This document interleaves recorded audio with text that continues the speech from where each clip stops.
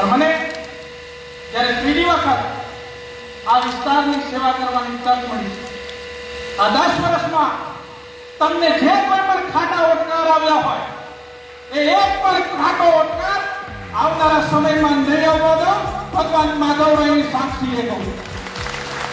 અને એ પણ કહું છું કે ભારતીય જનતા પાર્ટી હિસાબ કરે કે ના કરે, પણ હું આ 5 વર્ષમાં મને જે નડ્યા છે એમને મૂકવાનો નથી, એ પણ આ જાહેર મંચ પરથી કહું છું.